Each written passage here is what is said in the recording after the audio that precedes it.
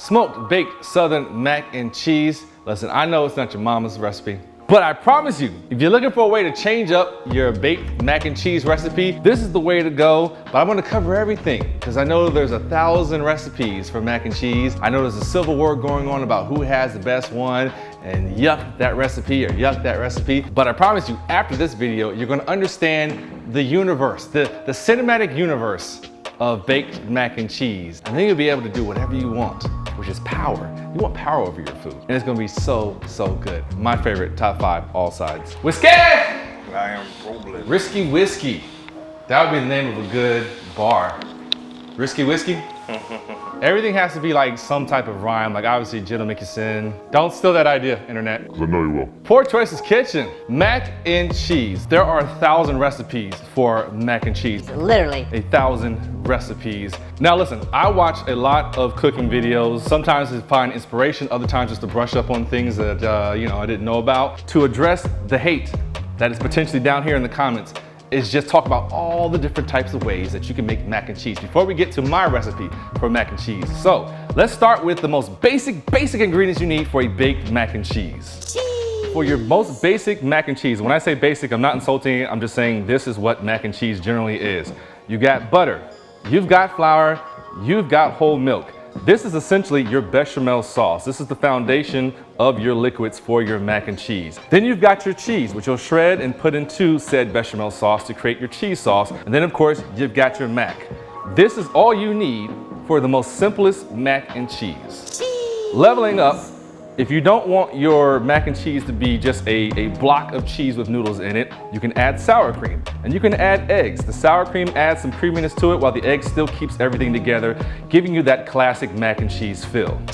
All right, a level above that is adding some extra seasonings. There's all-purpose seasoning, salt and pepper. You can never go wrong with that in any recipe. There's ground mustard. Believe it or not, ground mustard is excellent with cheese. It really enhances that cheese flavor. There's hot sauce for kick and vinegar. And then of course, there's just a little bit of nutmeg for that little extra, oh my God, what did you put in this? It's extra delicious. There, I've covered everybody's version of Southern baked mac and cheese. Please don't hate me. However, I am gonna make some substitutions and some consolidations. By the way, I'm drinking whiskey.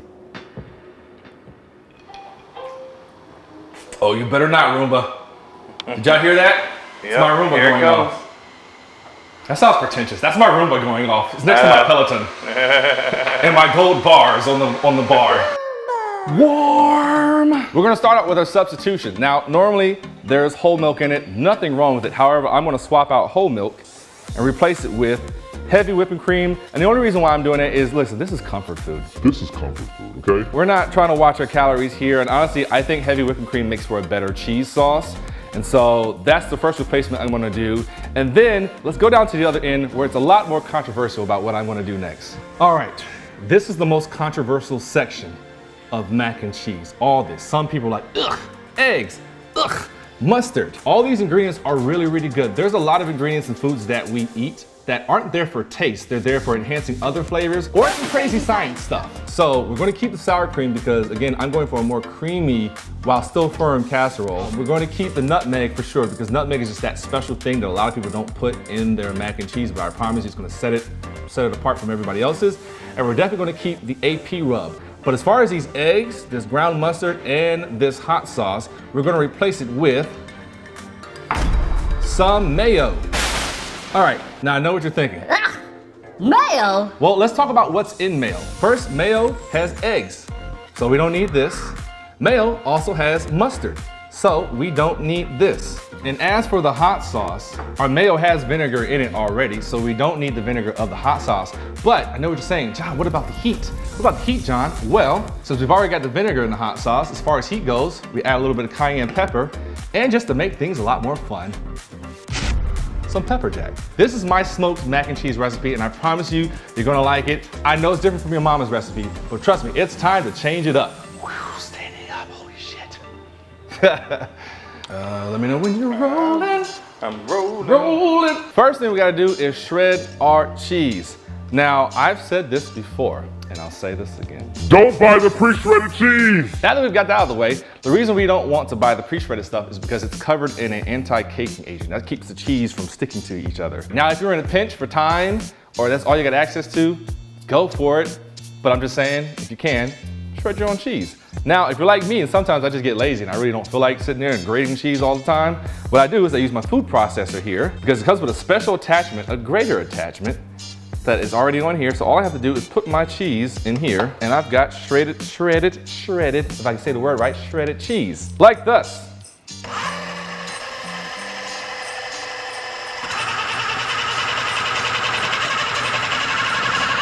Look how easy this is! And dangerous because my finger's in here. That's our cheddar cheese. Now we've got some mozzarella cheese. And if you're wondering what the measurements are, I used 8 ounces of sharp cheddar. Now I've got 8 ounces of mozzarella cheese. And what I did with the mozzarella cheese is I put it in the freezer for about 30 minutes so it can firm up. Otherwise, you're gonna have a really tough time shredding this.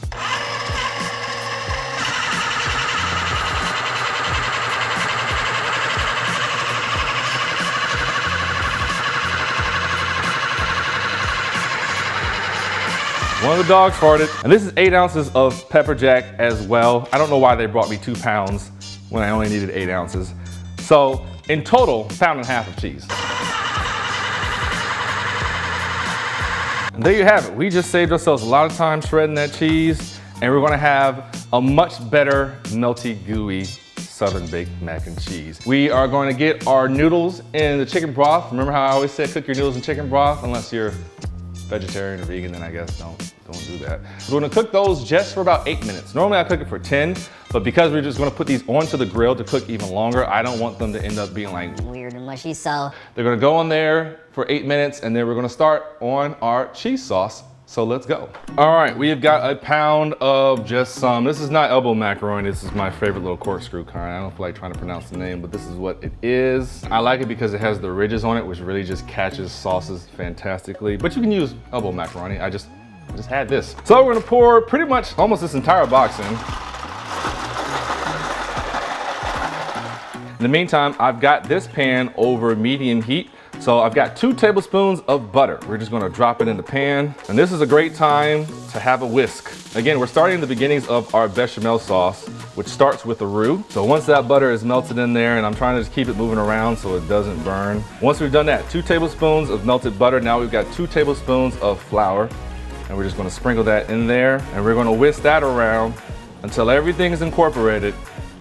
And we're gonna let it go until it starts to smell what some people would describe as nutty, but it doesn't take long. And it helps to do this in a smaller pan, but for the sake of cooking, I'm doing it in a bigger one. One day, I'll have all the tools I need to properly do this show, but right now, we're doing it this way. All right, there's that nutty smell. So now I've got 2 cups of heavy whipping cream. I'm gonna pour this in there a little bit at a time. So I'm gonna start with maybe half of a cup. And I'm just gonna kind of get it in there going until I feel like it's thickened up a little bit. So now we'll pour another half a cup in there. And again, we're gonna continue whisking. Let's thicken up some more. And then we're gonna go ahead and pour that last cup in there. And that is looking good. Again, saucepan, way better for this, but we are limited right now with what we can show. And by that, I mean, it's 2 drunk guys with a camera. All right, now let's get ready to add our cheese in. Into this, our cheese goes. A little bit at a time, just working it in slowly. Getting it melted before we add more. That looks good. Add a little bit more. Oop, a little too much, but it's all good. And then the last little bit of our cheese. We're still keeping our eye on our noodles there. Key is to try to get all of this to finish at the same time. Now, while this is still melting, what I'm gonna do is I'm gonna add roughly about 2 teaspoons of just an all-purpose seasoning. I've got the Killer Hogs AP seasoning here. To the sauce, it's about 1 teaspoon. It's about another. If you wanna be exact with measurements, you can. And then also what I'm gonna add is about half a teaspoon's worth of cayenne pepper. So all I'm gonna do is take some fresh nutmeg, my microplaner, and I'm just talking about like 10 scrapes.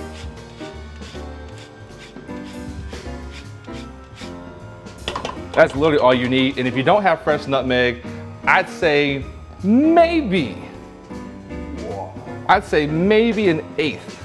I don't even know if an eighth is, but just like the tiniest bit. If you have an 1/8 measuring teaspoon, like maybe half of that. But yeah, you don't need a lot. We're not doing it for taste, we're just doing it for just a little extra something. All right, that cheese sauce is looking great. And feel free to mix up your cheese blends. I'm going for a spicy take, but you could just do, you could do all cheddar, or you could do sharp cheddar, mozzarella, Kobe Jack. You could do goat cheese if you want to. There's all sorts of cheeses you can do. I just think this blend is pretty damn good. Into the cheese sauce now goes our finished noodles. Yes, hear that sizzle. We're just gonna give that a good mix. All the sound effects that you wanna hear. But we're not done, we still gotta add some more stuff to this. To this, we're gonna add 8 ounces of sour cream. And again, this is adding a creaminess to it. And then our last ingredient, because we're not doing the eggs or the ground mustard, because we've got all that in here, is our mayo. And I'm going with a cup of mayo.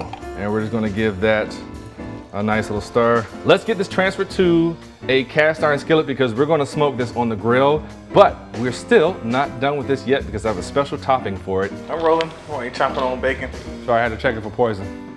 You know me and my tricks, sometimes I be putting poison in my own food. We have transferred our noodles and cheese sauce to a cast iron skillet. Feel free to just put this in a regular casserole dish if you're doing this in the oven, or aluminum pan if you don't have cast iron. Like, don't go out and spend the money if you don't have to. It's mainly for presentation. I wanna top it with something special, just to bring that extra something. When I show up at the potluck, like, damn, John brought that. Normally what I would do is just do some buttered panko, which is what I have right here. Japanese breadcrumbs, for those of you who don't know what panko is. I would just put it into a pan with a little bit of butter, toast it nice and brown, and then put it on top of here. But what I'm gonna do today is just go all fat overboard. I'm going to take my panko, I'm gonna put it in my food processor. Remember earlier we had the other attachment with the grater? Now we just have our typical one with the blades, ouch.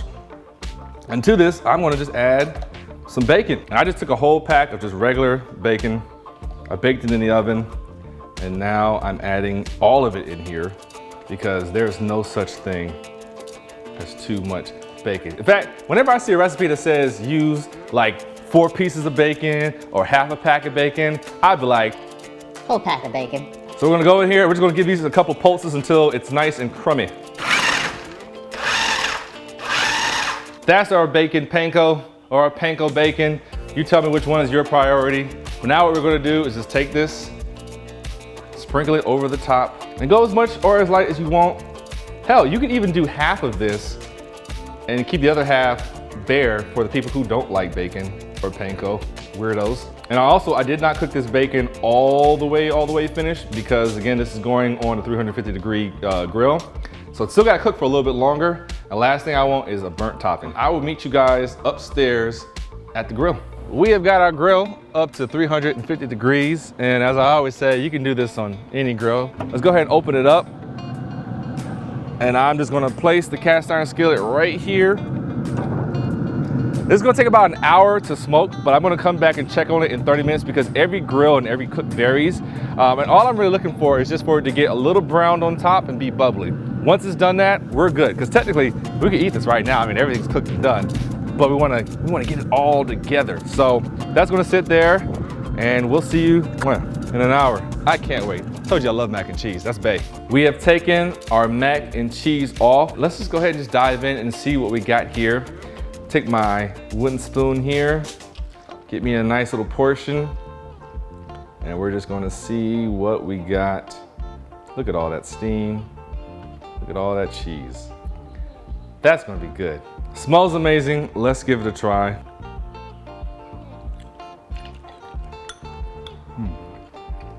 It's hard to explain how much more of a comfort food this is than like say the basic foundation that I showed you guys earlier, because you're thinking like, oh, the mayo and all this stuff like that. No, this is really, really good. I asked you to do this because a lot of people, the first time they're making a recipe is for like an audience.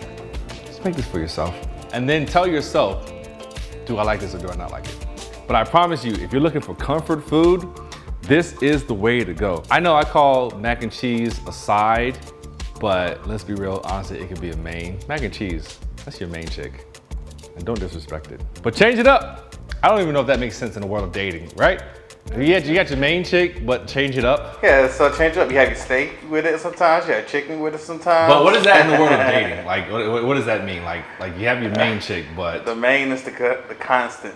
okay. The side chick can change. Oh, so you're saying this is your main dish, but then what you put around it. Oh, okay. I see what you're doing. I hope that makes sense. If not, I'm still gonna leave it in the edit. Hey, Poor Choices Kitchen. Try it. Let me know what you think about it, and we'll see you here next week for some other stupid shit.